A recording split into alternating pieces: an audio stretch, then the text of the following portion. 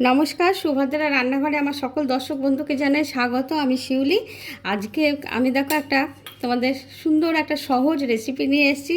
খুব easy recipe এবং স্বাস্থ্যকর, পেটের জন্য আর শরীরের জন্য অসম্ভব ভালো একটা স্বাস্থ্যকর রেসিপি।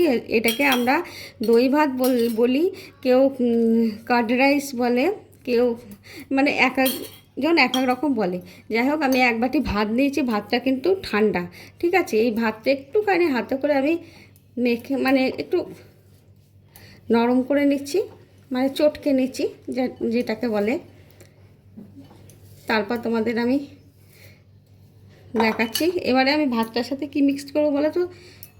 দই দেব, দই দিয়ে ভাতটা আমি মাখাবো সুন্দরভাবে।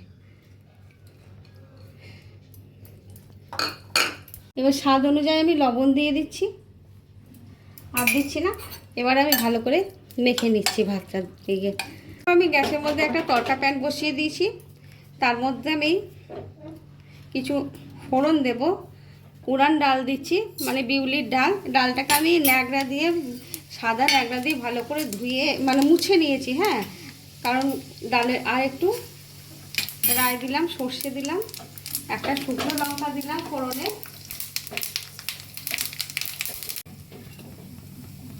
একটু হিং দিয়ে দিলাম।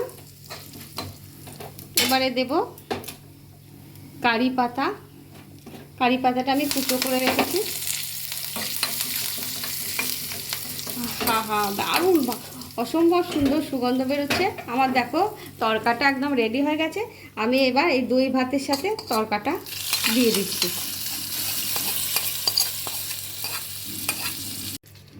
দেখো, আমি ভাতটা এবার রেডি করে নিলাম, তোমাদের সার্ভ করে আমি দেখাবো। দেখো, আমার দই ভাত রেসিপি একদম রেডি এবং সার্ভ করে দিয়েছি। তোমরা এইভাবে বানাবে। যারা মানে স্কুল কলেজ অফিস এই গরমের মধ্যে সবাই যাচ্ছে, তো কি শরীর খারাপ করে, পেট গরম হতে পারে, তো এই জন্য এইভাবে একদিন দুদিন সপ্তাহে অন্তত যদি খাওয়া যায় না, তাহলে শরীর এবং পেট দুটোই ভালো থাকবে। তো তাহলে আজকের মতো টাটা। তোমরা সবাই ভালো থেকো আর এইভাবে বানিয়ে খাবে। আহা।